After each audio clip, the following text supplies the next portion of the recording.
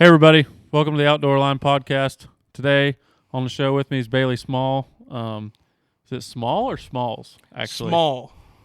I feel like I always say Smalls. Everybody that writes me a check for training or anything, it's Smalls. Yeah, so I don't know why I always you're thought killing that. me, Smalls. Yeah. But anyway, he's a big-time waterfowl hunter and owns his own dog training business and does a great job. He's a cool guy. We used to play baseball against each other way back in high school. Yeah, way back in the day. Did you play third base? First base. First? Oh, well, I look right, like I right. played third base. Fair enough. I've played first base. If that's the case, I played shortstop. Yeah. But anyway, happy to have you on, man. Yeah, Welcome. happy to be here, bud. Glad we finally got to make time to do it. Yeah, we've been talking about it for a while. How's waterfowl season going? You've been hunting a lot, I'm sure. Yeah, I've been hunting a lot, man. It's been super awesome to have the time to dedicate to it finally, not having a job throughout the winter for the first time ever. And honestly, it's kind of been a letdown, kind of been a little bit of a disappointment as far as season goes. Honestly, I've hunted more than I ever had before, which has been awesome, but just, man, it's been a weird season with the warm weather, and then we froze up, and then... Yeah, it was quick. Yeah. It's like, where's the cold days? And then, boom, stuff froze up. Yeah, well, and another thing I was telling a guy the other day, too, is usually throughout the year I can put together, 5 or 6, maybe even 7, 8, solid days where we just burn them down. And I've killed one limit of mallards this year, and that was the first week of season. Right. And it's absolutely crazy to me. And we've had some decent days, but not any days where I could say we just burn them down. Sure. Kind of goes to show you that it's not all about just dedicating time or resources. Yeah. There's some luck involved. Yes, 100%. 100%. Always some luck involved. Yes. So you primarily hunt Fountain Grove Conservation Area. Yep, primarily I hunt Fountain Grove Conservation Area. I have a couple of clients that I'm fortunate enough that, they invite me to go hunt with them on some private spots. But, Cool. Obviously being a dog trainer and training everybody's dogs, wherever you go hunting with them, they want to hunt their dogs. So typically that leaves me stranded at Fountain Grove, right, trying to draw in every morning. Sure. So explain to people what Fountain Grove is or what these Missouri conservation duck hunting places are. Because for myself, I'm a deer hunter, and until I got introduced by my buddies, I didn't even know they existed really. So for people that don't know, explain that. So in Missouri, we're very, very fortunate. We have lots of, public waterfowl hunting that we're allowed to go do. And most of these conservation areas, Shell Osage, Fountain Grove, Grand Pass, there's countless other ones as well, but those are the ones that come to mind. But they're all a draw. So basically, they have a set time that you're going to show up and draw. You have to be there. Say it's 4:30. You have to be there by 4:30 on the dot. Have the clipboard signed. And then, there's other parties too. So, and let me say, it blows my mind how many people will show up for a yes, 4:15 draw time. Yes. That room will be packed on some morning. I went down there every day for the first 2 weeks of season, except for one day, and I drew in once. Yeah. And that was during the week too. I remember even whenever I was in high school, I could go down there basically just about any time I want, have a pretty good chance of getting in. Those days are long gone. Right. And I don't know what Pass sees, 50, 60, 70 parties? Pass? Oh, it's up around 100 as well. 100, and then what's Fountain Grove? Is it about 100? On the highest days, there's 100 parties of over 100 on the highest days of 2 to 4 people. Yeah. So you're talking 200, 300, 400 people there at 4:50 in the morning. But just to kind of clear up the draw procedure, so you get there and you can have up to 4 people in your party. You sign the clipboard, and then everybody lines up. And then you go up there and they have a bingo roller. And basically they have 10 more pills than the amount of parties that are there. And, say they're hunting 36 positions, 50% of those positions are already drew for quick draws. So is that what it is, 50%? Yep. So 50% goes to the online. Yep. So if there's 50 blinds, 25 of those blinds go to quick draws. Sure. If they show up. Then basically you have whatever's left out of that that you're drawing for. So then say there's 36 blinds and you get pill 44, you don't get to hunt unless, those people ahead of you leave. Right. And luckily, you're lucky enough to get in. So it's anybody that follows me on TikTok, I talk about it all the time. I'm sure you guys have seen a lot of my post about leaving the draw room and stuff like that and not drawing in, but that's just part of it. So. Yeah. And for us when we go, it's a pretty good drive to get over there. I mean, it's like 2 or 2:30 alarm clock, which is just miserable to get up that early and make that drive. But it can be worth it. And then 100%. oftentimes, if we don't draw, we'll go hunt somewhere else. We've got a couple other spots that may not be good, but hey, we're up. We've got all of our stuff. We've been up for 2 hours at this point. Like, we might as well hunt somewhere. Yeah. But it's neat. And like, I've always thought, we were talking about it earlier, like, as a hunter in Missouri, as a resident, we are so fortunate to have those resources. Yes. Like, the conservation owns this huge piece of ground. They plant corn. They flood it. They keep the blinds up. They build these blinds. Keep them cleaned out. Yep, keep them clean. There's people there every day that are employees taking care of that stuff. There's a guy there every morning to draw, 2 guys. Yep. Every morning at draw time. Like, for a hunter, like, it's a great resource.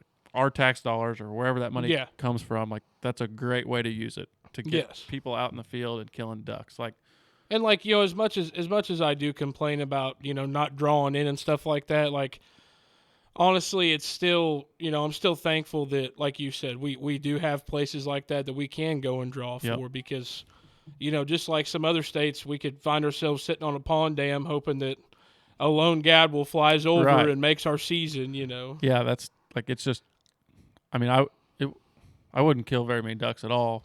Not that I kill very many at all, but in my life, I wouldn't have killed many if it weren't for these public land spots. 100%. Like, just, and MDC does a fantastic job of managing these properties as well. Yep, I would agree. Like, I mean, to be able to hunt flooded corn is just like a waterfowler's dream. Like, that's the best stuff, right? Better be easy, stopping those ducks from getting Arkansas. Yeah, the heated corn ponds. Yeah, heated corn ponds.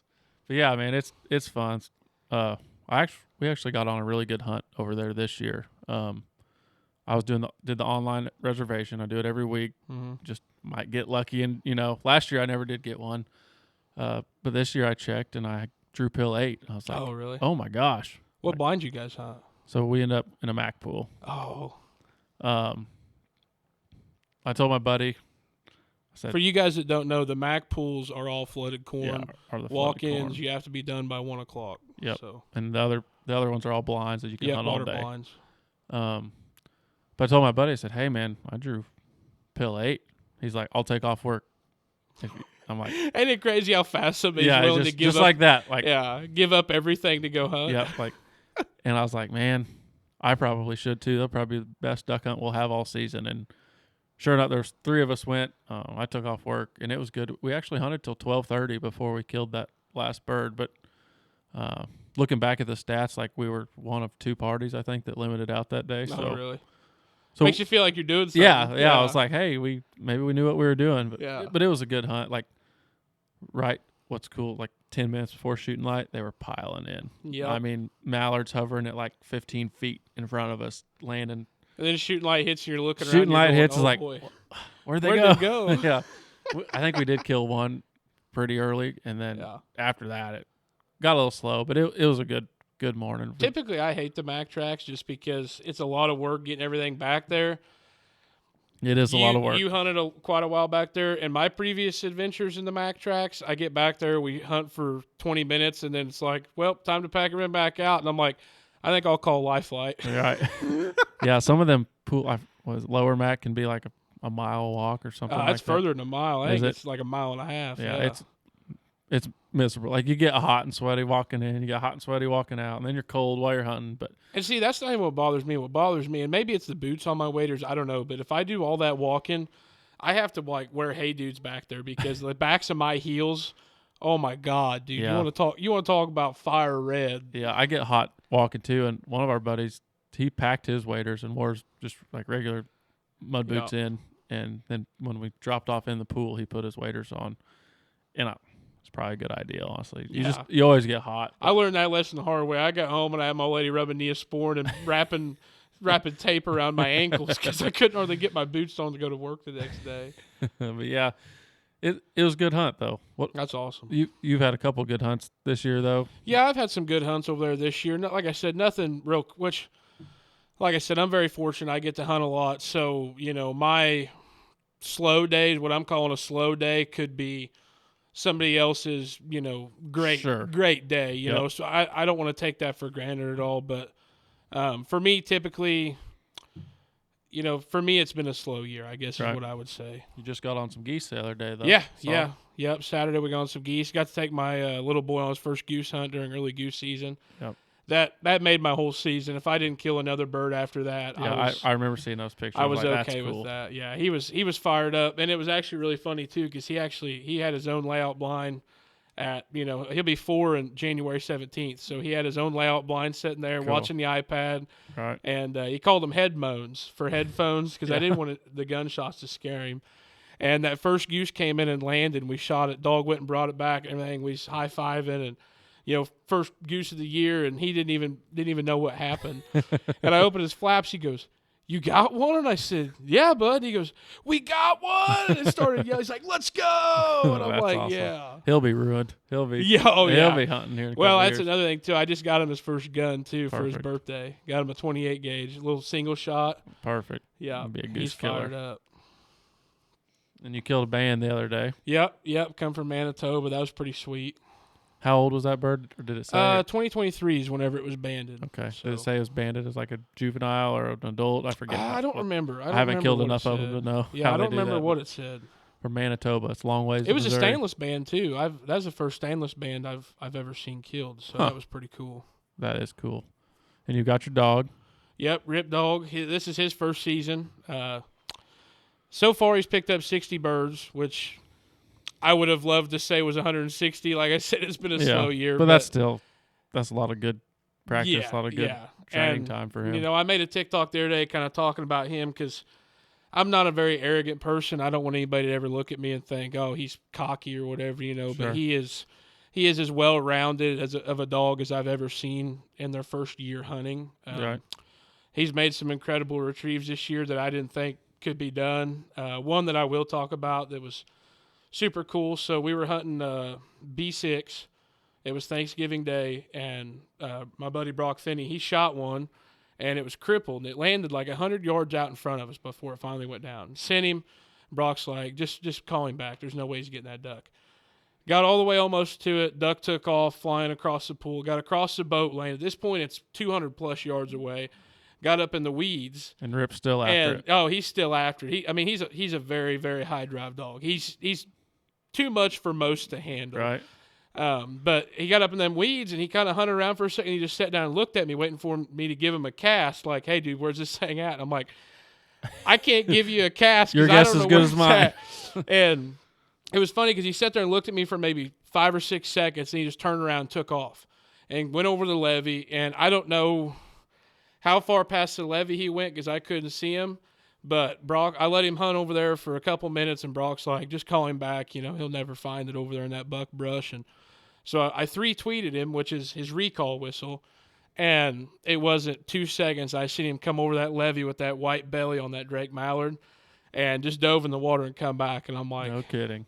And, of course, the guys in the blind, their jaws were dropped. They're like, Right. Dogs aren't supposed to do stuff like that. And I'm Right. like, That's "No." awesome, especially for his first year. Like, Yeah, and of course, I say his first year, I could have hunted him last year, and I chose not to. I wanted him to be more mature.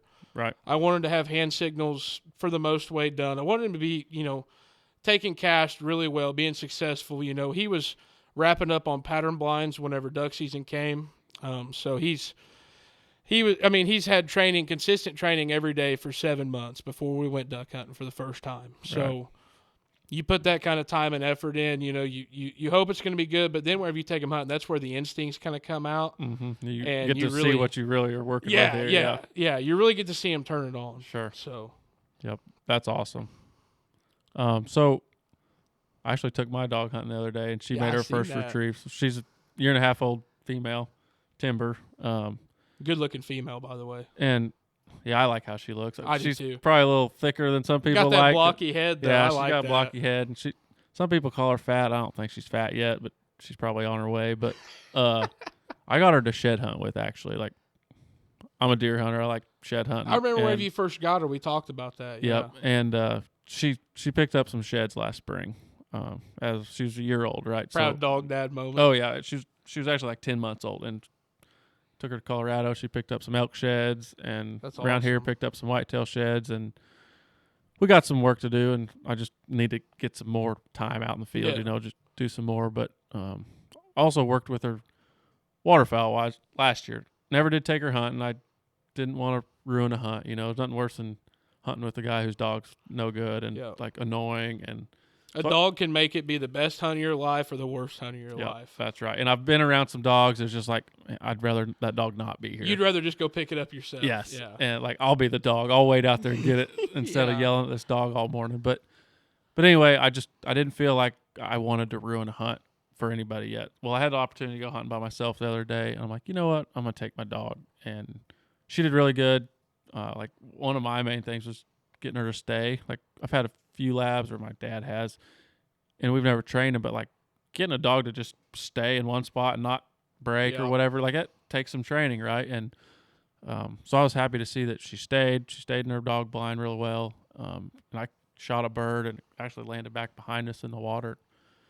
It was a hooded merganser, and it hit the water. It was still very alive, and I knew that. And I shot it a second time, and as soon as I shot, I sent her. Well, it was still pretty alive when I did send her, and I was like, crap, she could be chasing this thing around. And luckily, it just kept diving right there around her, and she got it and brought it right back to me, and like, I was tickled to death. It was a good feeling. Like, feel like I could take her now. Like, I'd love to take her to Grove and get her on a few more retrieves. That's one thing I will say, that like, his downside is, like I said, he's a lot to handle. Not your average guy isn't just going to take Rip out and have a day in the duck blind with him.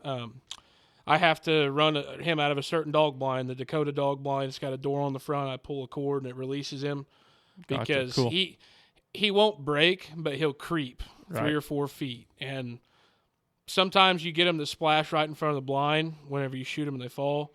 And I think without a doubt in my mind, that dog's taken off to get that bird. Right. Yeah. He can't resist. Yeah. Which part of the high drive. Yeah. Right? Which you can take it out of him. You can't put it in him. I've said that for a long time. Sure. And for me, I would rather hunt him out of that dog blind and make sure he's safe and everybody can enjoy their hunt.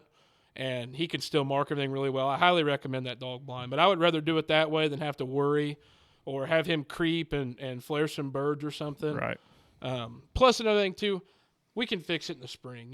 Somebody asked me the other day, when I was duck hunting, he's like, why don't you fix it now? And I'm like, because I want him to have fun. We put in a ton of work all year. This is his time to shine. We can fix it in the spring when there ain't nothing to shoot. Right. Yep. That's a good call. Plus, I want to build it up. Like, whenever I hear him shaking and he's whining, waiting for me to say his name, that's what I'm looking for. Because I had a yellow dog one time that you almost had to make go. Almost had to kick him in the butt to get him to go, and that wasn't very fun to hunt over. So yep, I can see that. Just thinking about my dog Timber, she doesn't have a super high drive. Like, she's happy to be there and wants to go. Yeah. But just not one that's like, let me go, like just itching to go. Like, she's happy to go, but which I kind of like. Like, she's more or less there to spend time with you. Yeah, I don't need one that's super high driven. Mm-hmm. Like, I like to lay in here and she lay down and just be calm. Yeah. It's nice. But yeah, man, that's awesome with Rip. Like, it's cool to see like how you're fine tuning it. Yeah. Like, there's a dog that can retrieve ducks, and then there's like a whole nother level of dog, and like you're working on that. It sounds like. Yeah. That's honestly what I love about being a dog trainer is unlocking the full potential out of every dog. And it sucks because some guys don't want the full potential unlocked, or some people can only afford 4 months of training. Sure. Well, you're not going to get hand signals, running blinds in 4 months. It's not going to happen. Anybody that tell you they can, probably just better save your money because they're lying to you. So, like, what are the levels? Like, not necessarily like how you price them out, but like what, like, how long does it take to get Rip to do hand signals and stuff? So, for me, he was already more or less through obedience and been started on force fetch whenever we started training consistent every day. I had to get my concrete. I had a whole bunch of stuff to get done. So, basically for most dogs, my starter gun dog program is 4 months long. Okay. So that's going to cover obedience, collar conditioning, force fetch, and then it's going to cover long marks, extended marks, and land, water, in and out of decoys.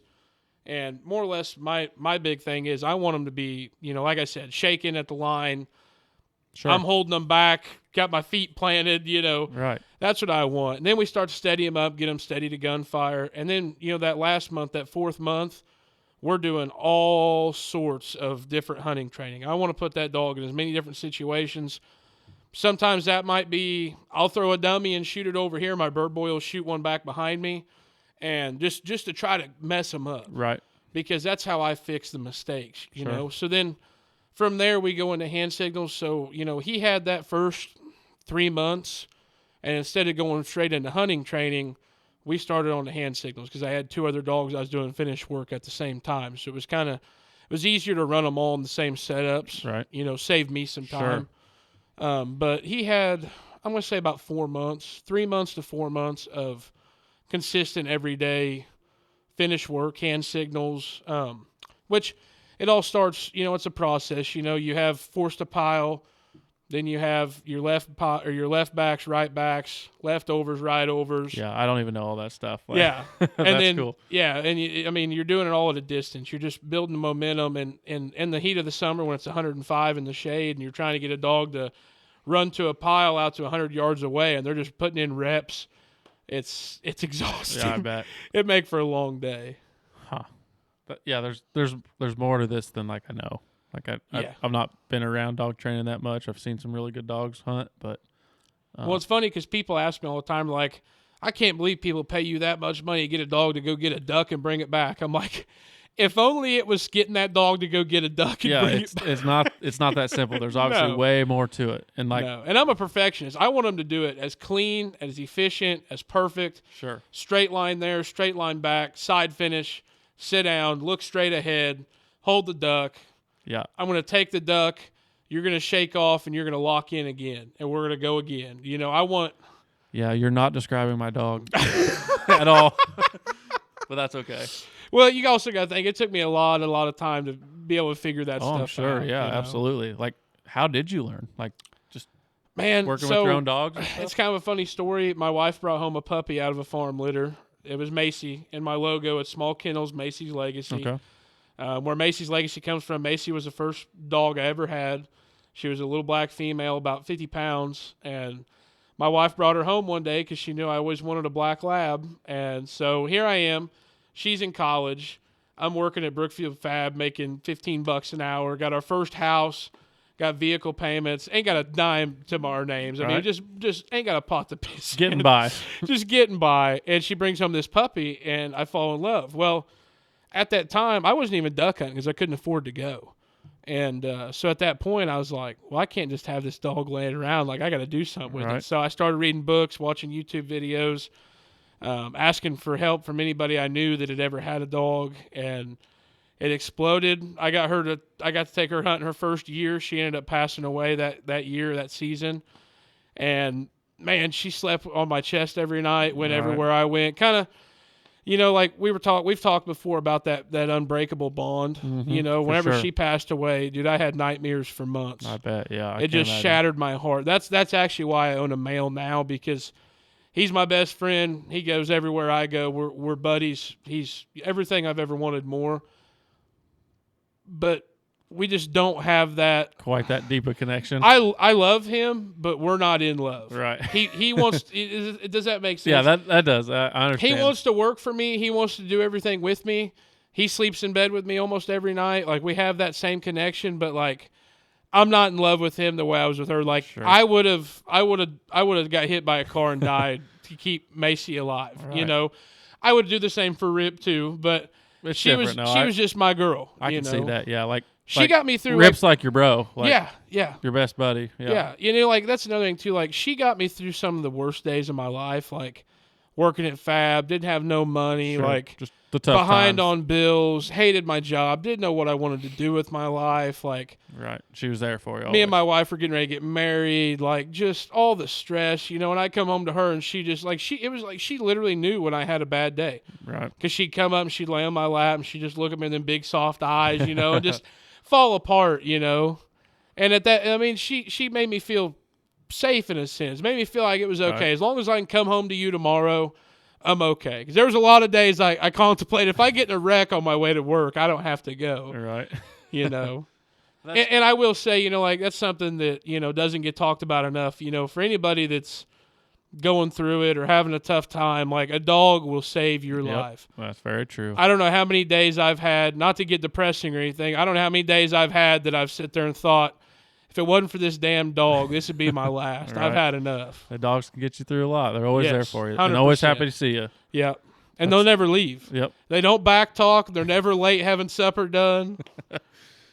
They're pretty great. I didn't know that, like, you just started one day. Like I didn't know what your story was, but that's cool. Yep. Like, it's crazy how much, and you find something you're passionate about, how much you can just dive into it and like that become your new thing. Like, and it's actually crazy too, because I've gotten a little bit of I wouldn't say hate, but I've gotten a little bit of dirty looks from some people, some other trainers and stuff, because I didn't go mentor somebody. I didn't go scoop shit and, you know, clean kennels for somebody and pay my dues. Like, right. And looking back, I would have loved to have been able to do that. I couldn't afford to do it. I couldn't afford to go make $12 an hour for somebody cleaning kennels for 30 hours a week. And then hopefully in the afternoons, you let me come run my dog and you kind of tell me a few things. Like, right.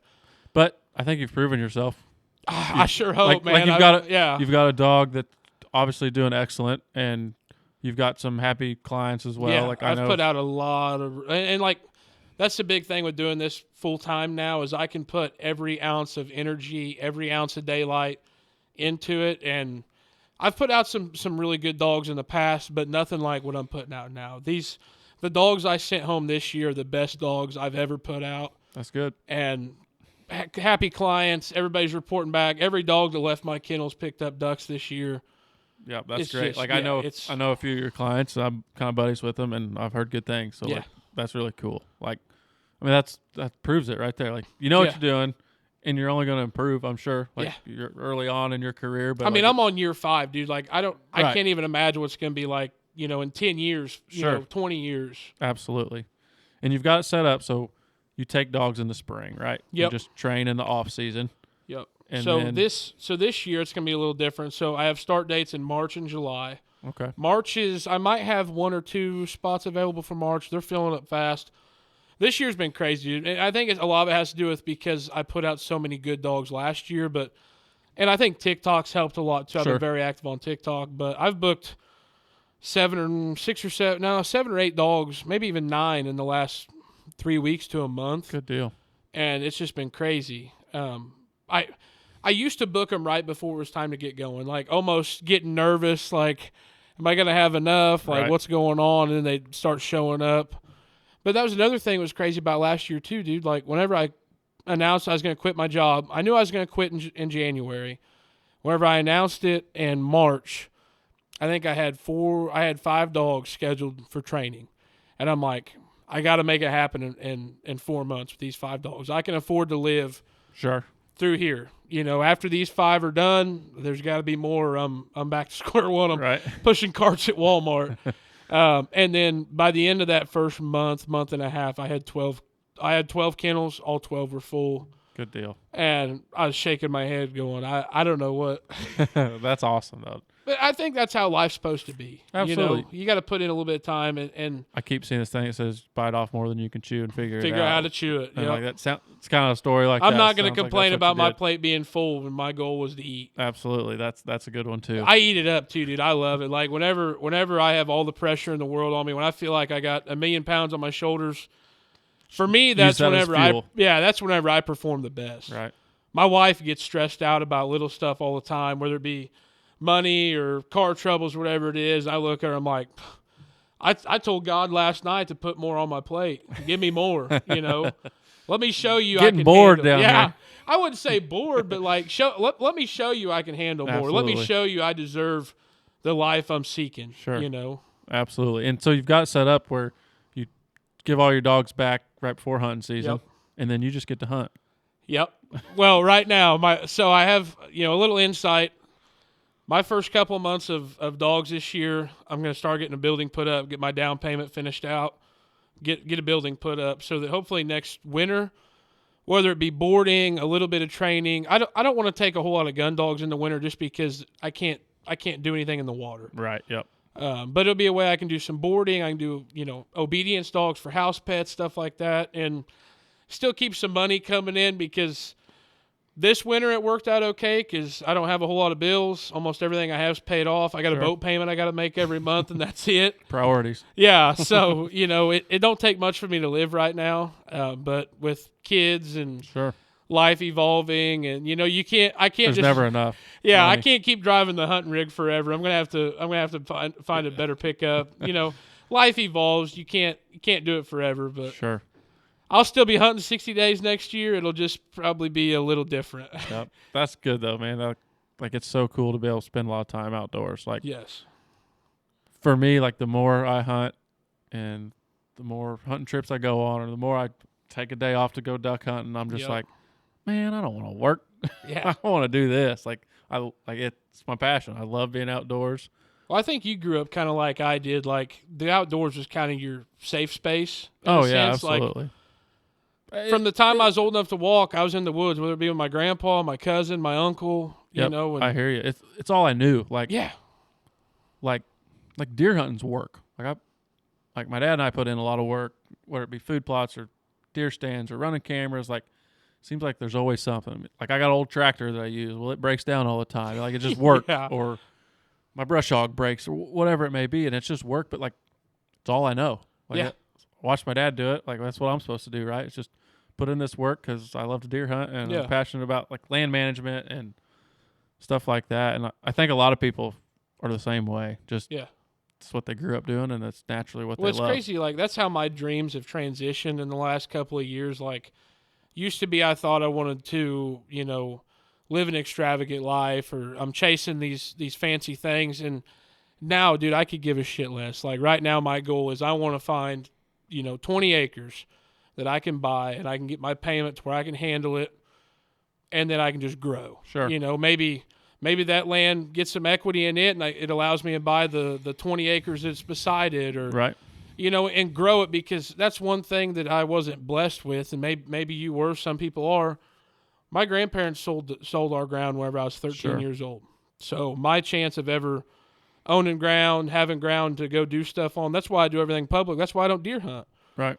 And they sold that. That was the end of it for me. So for me, having Jax coming up, there's nothing I want more than to be able to take him out and go deer hunting, or right. As he gets older, walk out the back door and go shoot a turkey. Yep. Absolutely. Go put some turkeys to bed, come back in, go to bed. Yep. Skip school tomorrow. We're going to go shoot a turkey, Yep, they're in the right spot. We got to go get them in the morning. Yeah, that's what's important to me. I could give a shit about driving to New Denali or having a lake house. Sure.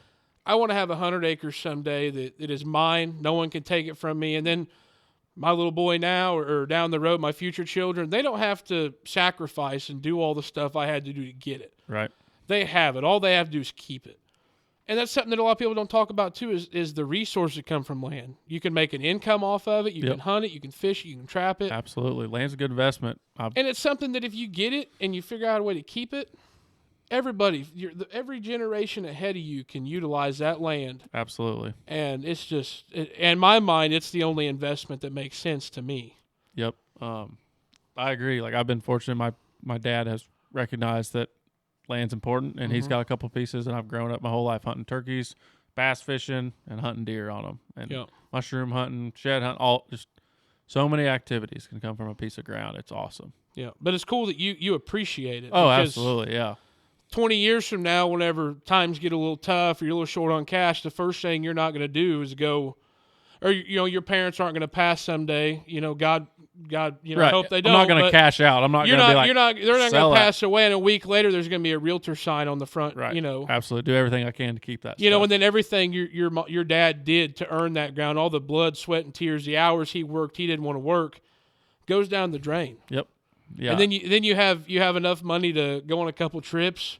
Yeah. Maybe build a house. Sure. Who gives a shit? Yep. I agree. Yeah, I want to own ground too. I want to buy some more. I own a little bit myself right now, but the sky's the limit. I'll never have enough. No. I drive by all the time. I'd like to have that piece of ground, or that'd be some good turkey hunting right there, or whatever it may be. I'd clear out a meth lab with in a single wide trailer if I had 100 acres on it. I could get for $500 a month. Right. lately I've been thinking about like, man, I'd like to have like a private duck hunt spot, like this, Yeah. like this. We were just talking about the public conservation areas. Like they're great, but that's kind of a young man sport. Yeah. Like a couple mornings back to back, us getting up at 2:00. I'm like, oh my gosh, like I'm too old for do this. it for 3 weeks straight. Well, yeah, I can't imagine. I can't imagine. But no, you make a valid point. That's like, I was talking to my wife the other day, like within the next couple of years, I'm either going to have to find a lease I can buy into, build a blind especially because you're boy. Yes. Like that public land spot's great, but it ain't always that wouldn't be a spot to take a 6-year-old every day. You're not going to either. get a 6-7-year-old kid up at 3 a.m, drive down there, Right. and then be like, what are we doing, Dad? Going home. Turn around and go back home, bud. Yeah, that'd be a good way to burn You them should out. have drew better. But yeah, Of course, like, my little boy, dude, he's kind of a hothead. Did you see my Snapchat story? I was playing Connect 4 the other night where he was punching the deal. yeah. Yeah, He's the worst yeah, he does not like losing. He would look at that and be like, "You suck." But yeah, like I've been thinking recently, like, man, I got deer hunting ground. It'd be nice just to have a spot I could, we could go try to hunt Grove. We don't get in, we got a decent spot to go to, or take the kids someday, like just to. I don't even care going about to the having duck blind. I don't even care about having a place I burn them down every day or just a place to anything go like that you can I just call want yours. a place we can go. My little boy can shoot a couple of ringnecks or whatever, and we can call it a day. Cook breakfast. Because I'll be honest, like I like duck hunting. Haven't killed a ton of ducks. It's not about killing the ducks. No. It's about you and your buddies are out there, the bullshitting in the blind. Like that's what duck hunting is absolutely A sunrise, about. hot black coffee, and wintergreen chew. Yeah, That's, there you go. That's what There does you go. it for me. Or if you got a blind and you got a stove in there, some breakfast too. Oh yeah. Like that's what waterfowling's about. It's for me. It's never ever been about killing the birds. No. It's about what buddies can I go with or can I take hunting, and let's go make some memories and have some good times. Well, that's what's cool about waterfowling too. Is like you can sit there and talk and shoot the shit and have a good time, cut up and laugh. Like some of the funniest stories I've ever heard in my life were sitting in a duck for blind, sure. laughing so loud any deer in 3 counties is gone. Right. Yeah, that like I love deer hunting, but it's not fun like that. It's just it's a whole different thing. Like not. Yeah. It's a different kind of fun. Yeah. I love going duck hunting with my buddies. Like, and I give them shit. I'm like, you duck hunters are crazy. Like, you guys are weird. Like, why are we doing this? But so my wife, I can't remember what holiday it was. I think it was Veterans Day. My wife got up with me, was going down to Fountain Grove. I thought she'd be good luck. We show up and there's 78 parties there. Everyone's off work that day. Yeah. It might have been even more than that. I think it was 78. And I go up and draw and it was like 58. And I go back and she's like, "Did you get in, babe?" And I'm like, "Absolutely not." And she's like, "This is fucking stupid." I'm like, "What?" And she's like, "I can't believe all these people come down here." And so we're pulling out, and she's like, "You're not the only idiot with a $30,000 boat that comes down here." And I'm like, "No." I'm like, and there's $10,000 worth of decoys in the boat. There's $1,000 shotgun in the back, $10,000 worth of training and a dog in the box. Right. It's just and she's like looking at it, and she's like, "This is dumb." And I'm like, "It is. It is crazy." Like I think the same thing every time I go to Grove for the first time in a season. I'm just like, I cannot believe the amount of people that are standing here at 4:00 in the morning trying to go shoot a couple damn ducks. Like it's just it's crazy. But I made a Facebook post. I think it was last Thursday, maybe Wednesday. No, it was last Wednesday. We went and shot some ducks the day before that. My buddy's private spot, and I took a picture of my dog. He just brought back a Drake Mallard. I took a picture of him holding it, and the next day I was sitting there just kind of thinking to myself, like the amount of money, the amount of hours, the amount of time and sweat and tears and angry phone calls from the old lady like that went into a black lab and a Drake Mallard. Because at the end of the day, like that's why I wake up in the morning. I love training dogs. Right. I love my family. I love my friends. I love all that stuff. But the reason I wake up in the morning is to see that good black lab bring back that pretty Drake Mallard, see that pretty green head. That's why I do it, and it got me thinking, like in That's that what drives you. Yeah, in that Facebook post I put at the bottom of it, I sure hope there's black labs and greenheads in heaven, or I don't want to go. And I mean that's a true statement. If there ain't good black labs and greenheads in heaven, just leave me here. I'm sure there are. Yeah. If there's not, I'm gonna be disappointed. Right. But yeah, there's always something that that drives somebody. Like it's like one little thing too. It's not just the whole big picture. It's like one little thing that just drives you. Like for me with duck hunting, it's just the memories. Like I go to make the memories, not because I want to eat duck or not because I want to kill a band or. It certainly isn't because I want to eat it. Yeah, yeah, they're not that great. I scorched 4 of them in the pan last week. I had breasts that I had marinated. I was kind of excited about it just because I hadn't cooked them up. I just been put in the freezer. Right. I was kind of excited. Like, maybe it's going to taste a little better this year because usually we just make jerky out of it at the end of the year, make a pile of jerky. Yep. Because that I can muscle down. Right. And the dogs ended up eating it because I had it in the pan on low heat. I followed this recipe off TikTok, I think it was. Okay. Put it on the pan on low heat, and I didn't have any olive oil, so I put butter in there. Don't do that because I'm not kidding you. It was charcoal on the bottom. And it was in there for like 30 seconds. My whole house was smoky. My beepers are going off. I'm like, I'm not Gordon Ramsay. On the stove? On the stove. Huh. Yeah, maybe I should have put it in the oven. I don't know. Looking back, I wish I just stuffed it in the air fryer. Yeah, I'm not good at everything's cooking good in the air fryer. A couple different ways, but yeah. I've always been thinking like, so like you can make snack sticks like out of ground meat, right? Or make jerky out of like ground deer. I've always thought like at the end of the season you could take all of your duck, goose, mix it all together and mix it in with some jerky seasoning and probably make a damn good jerky. 60% pork, 40% duck or goose.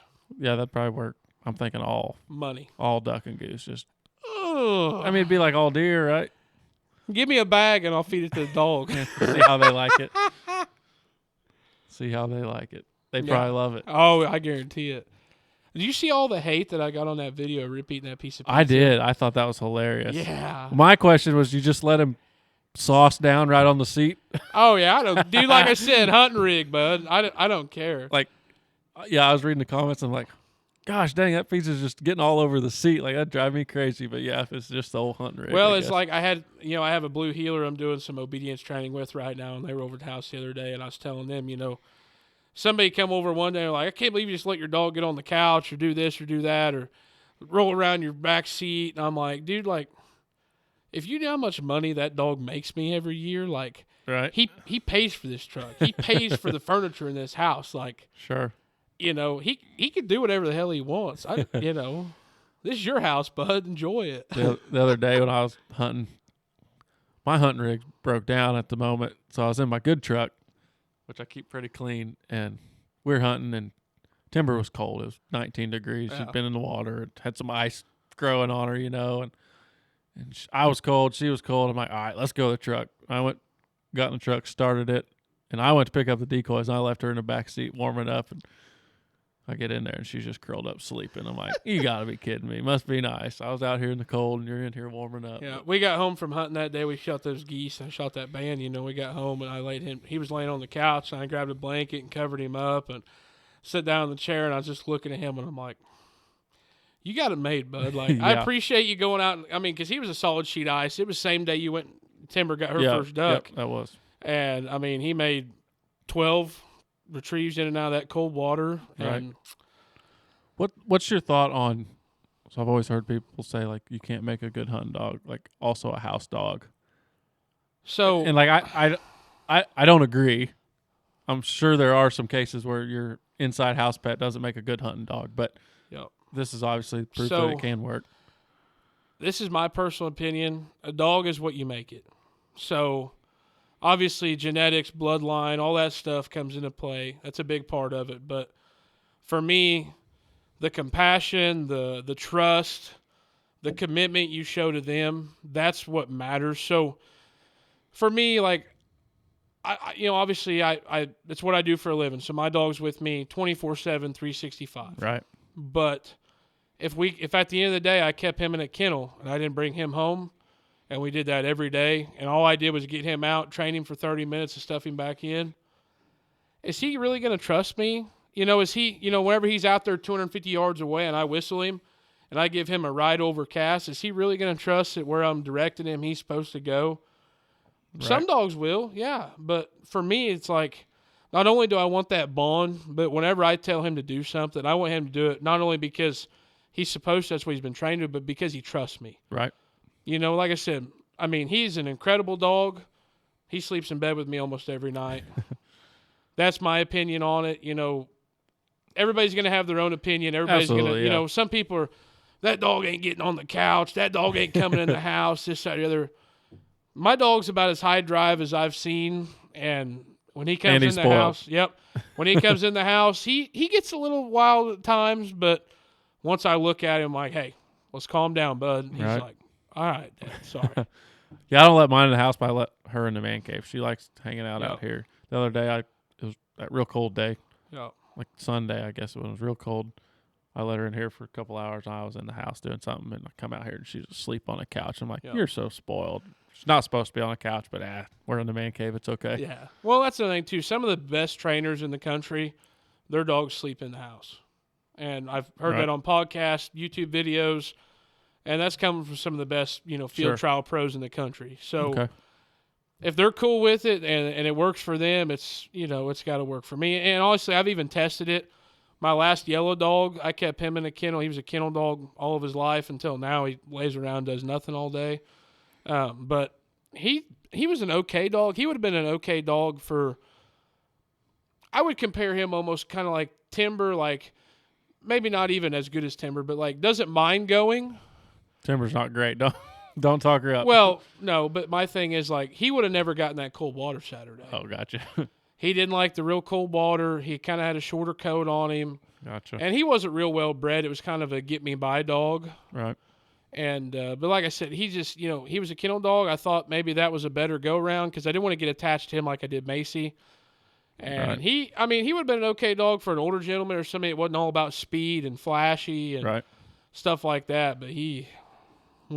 Do you do any like field trials with Rip, like competition stuff, or have you taken him on anything so like that? You know, this is probably gonna, you know, turn some heads, might get some eyes batted at me, but anymore I don't. I mean, yes, titles are cool, they look cool in pictures, they look cool in your man cave, but I personally don't see a huge benefit to him anymore. I think the puppy market has been, you know, overwhelmed with shitty bred dogs and decent bred, good bred. I think, I mean, for some people desire the titled dogs, getting puppies out of them, and it's a big deal.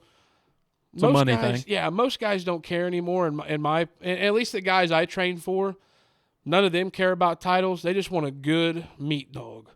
Absolutely. And that's who I train for. And to be honest with you, now that I got a little boy, you know, I don't really want to travel the country. And another thing too, I have an addictive personality. You know, obviously, if you know my backstory a little bit. Sure. So like it comes, you know, it comes in my blood. Right. If you get into something, then you got to kind of go all in. Yeah. If I drove 4 hours away to a hunt test and I showed up and I got my ass handed to me, I'd come home. I would work dark to dark every day to figure out how I was going to win, you know, get a title at the next one. I'd show up to the next one, and I wouldn't stop until I accomplished what I was desiring. Sure. And you just don't want to take that bite. Like that, it's just not your thing, and that's perfectly fine. Yeah, I mean, I would honestly love to go try it out just to see.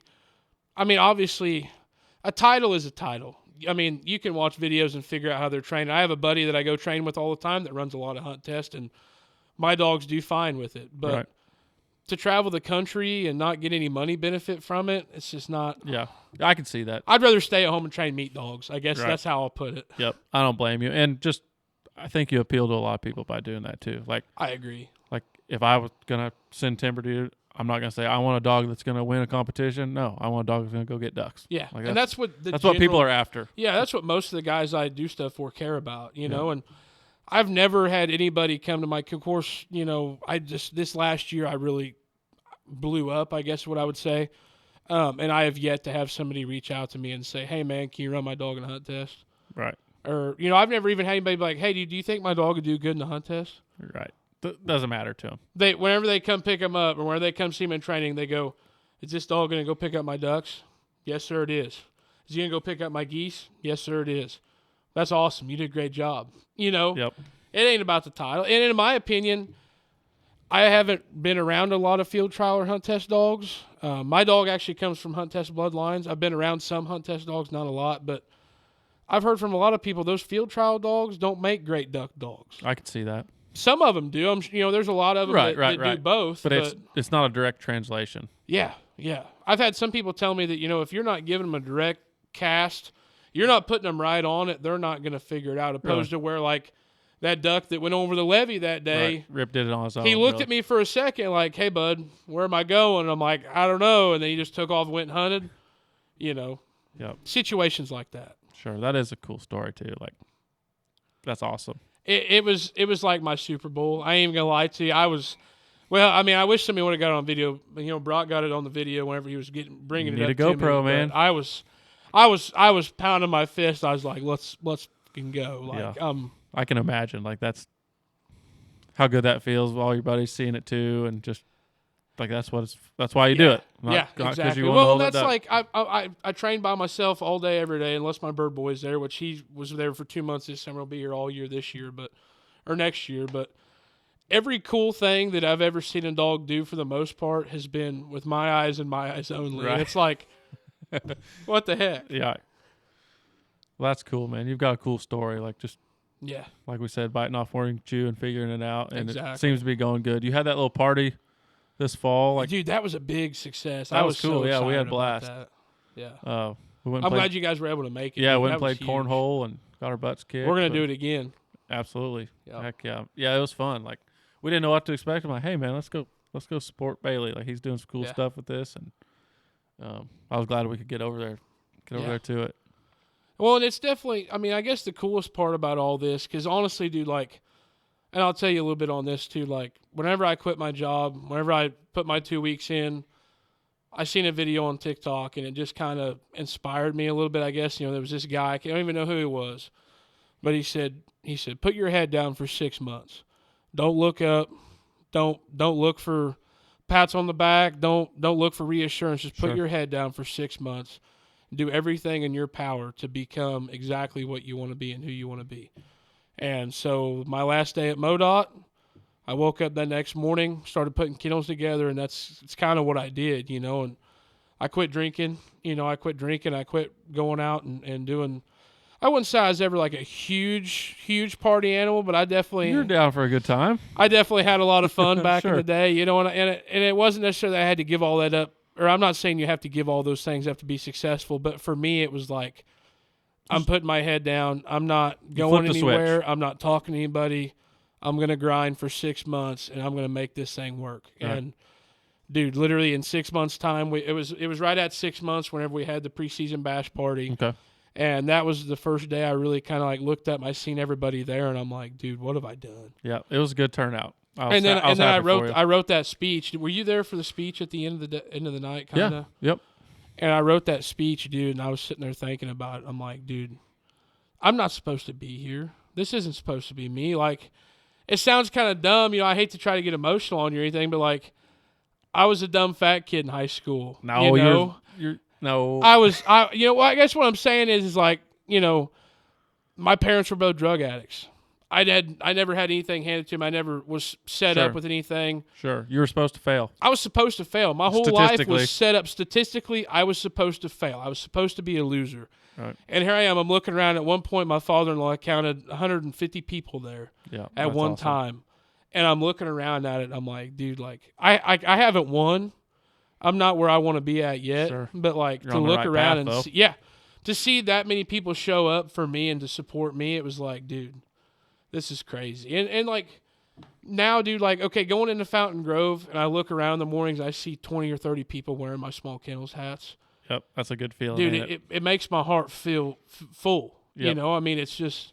Yep, I see people wear this hat, like, they'll kill a deer, and they post it on Facebook. I'm like, that's my hat. And I like seeing that. I don't know why. Yeah, it makes you feel, I wouldn't say it makes you feel special, but it makes you feel like you've accomplished something. Yep, you've done something, For sure, man. I get that a lot. And I've kind of got the same feeling through this, just some support I've got doing the podcast, and people that reach out that I would never expect to listen to it, be like, hey, I just listened to that podcast. Like, that was a good one. Or, like, I kind of left a cliffhanger on one. I stuck a deer hadn't found it yet, and Yep. someone reached out like, "Well, did you find the deer?" Like, I'm like, "You listened to that?"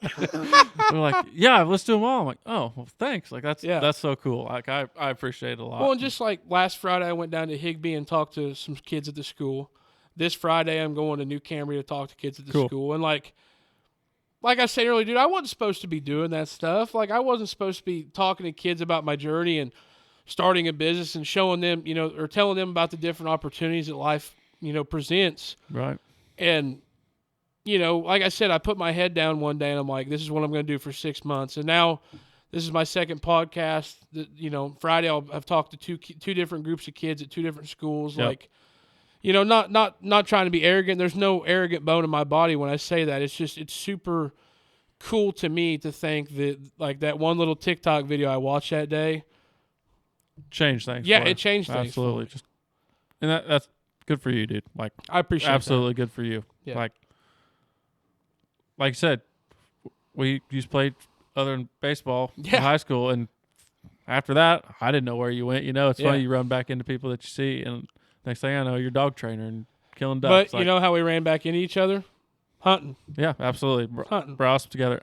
I see a lot of people, like, this is just small town bullshit, but like, used to hate people in high school. Other schools you played, see this guy in baseball, basketball, track, whatever it may be, you're just like, oh, I don't like that guy.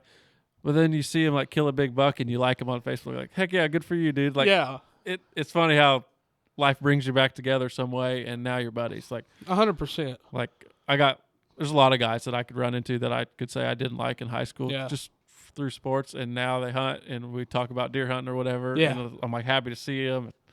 It's cool, man. Hunting's a cool thing that you could share with That's why we do it. It sure. brings people together. You can share stories and stuff, and I mean, at the end of the day, like, everybody's got a dream, and I feel like most people are too scared to chase it. Yep. Because of what they might lose or what might not happen. But at the end of the day, like, for me, like, I had a dream one day that I wanted to be able to duck hunt as much as I wanted to. I wanted to be able to train duck dogs. And at the end of the day, what it all revolved around was waterfowl hunting. Just like, you love going to chase mule deer and elk and stuff like that, and you love chasing big deer.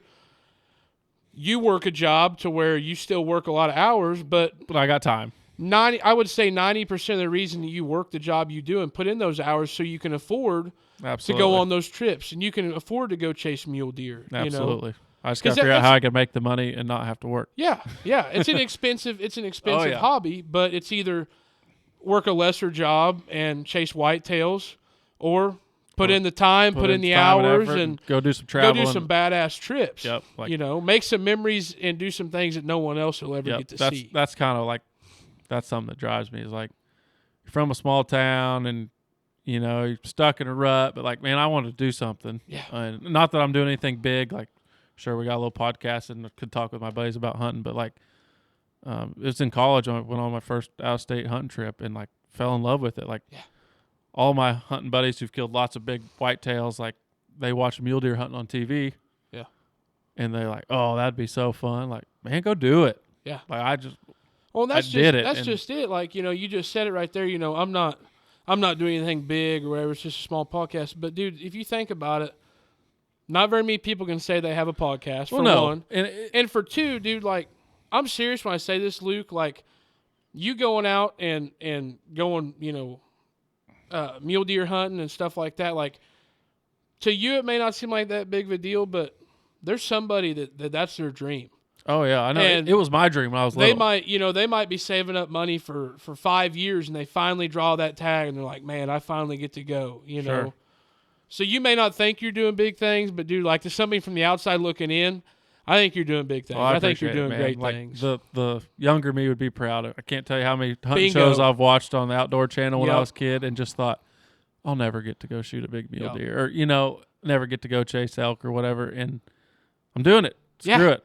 I think about that all the time, dude. 16-year-old me would think I was pretty badass right now. Yeah, absolutely. That's what it's all about, man. And we're only going up from here. Yeah, 100%, 100%. And honestly, like, that's my goal, at least, is every day I want to wake up. It's a small goal, but it's something I think I can achieve every day. Is I want to get a little bit better tomorrow than I did today. Absolutely. I think about it with like deer season. Like I want my next season to be a little better. I'm gonna put a little more effort in, Yep. a little more thought into things, and just be a little more successful. And that's one thing I wish. Like I'm excited. Like hopefully I can get a piece of ground bought before I'm 30. I'm 26 right now. That's one thing I'm excited about. I don't know. I mean I've killed deer and turkeys in the past, but like the ins and outs of deer hunting, planting food plots and stuff, I don't know that. But Sure. like something that's cool that you get to do is after deer season ends, you get to spend the rest of your year until September rolls around figuring out, okay, he came in a little different here. I think I'm going to change his food plot up a little bit. You can tinker Absolutely. and you can switch stuff up. The only thing Like- I'm doing, I show up to Fountain Grove day one, I'm going, oh, hey, the conservation guys, they moved that blind a little bit over the, Right. Yeah. I don't know I don't have a say-so Sure. in it. Like something that's cool with deer hunting is like thinking about, like right now I'm thinking about what deer I'm going to hunt next year. Yeah. Like get trail camera pictures, you know what's left, or you passed a buck this year that's just not quite there yet. You want to see what he does next year. And like I'm thinking about, You'll be picking up sheds soon. oh yeah, I hope so anyway. Yeah. Here in a couple months, month or two. And I don't pick up a lot of sheds. I put a lot of miles in to pick up a few sheds, but it's still fun. And having the dog gets me out there. Like I knew that when I got her. And I said, if I can get her to pick up a shed, that will motivate me to just get out there and find sheds. And I put, like around here, I keep track of my mileage every year. I put about 40 miles on walking each year. That's crazy. Find, I don't know, 20 or 30 sheds. Yeah. Like it's not a great ratio, but we don't have a real high deer density around here. So Sounds like you need a Garmin watch. I got one. And you didn't buy it from me? I've had it for a couple years. Oh my gosh! Well, you need an upgrade. Well, Christmas gift to yourself. When this one craps out, I'll hit you up. I want the one with the solar power, so I don't have to charge it. Yeah. This one needs charged right now. No, you made a good point right there, though. Like honestly, like a lot of days I wake up and that alarm goes off at 2:30. I'm like, man, I really don't want to go. And then like my alarm goes off, and my dog immediately greets me with licks in the face, like, hey bud, I got to piss. Like, let's go. Get up. And I'm like, well, I'm getting up to let him out. I'll just go down and draw. I ain't going to hunt, but I'll go down and draw. And I get down there, I'm like, damn it, I got to go. Yeah, whatever motivates you, man.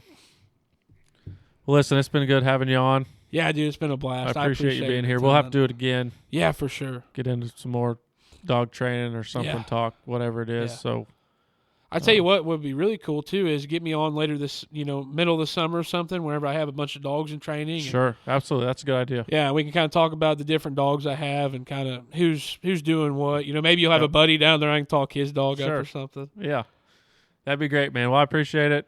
If you're listening, wherever it's at, I appreciate it. Go ahead and like and subscribe. We're on Facebook, TikTok, Instagram, you name it.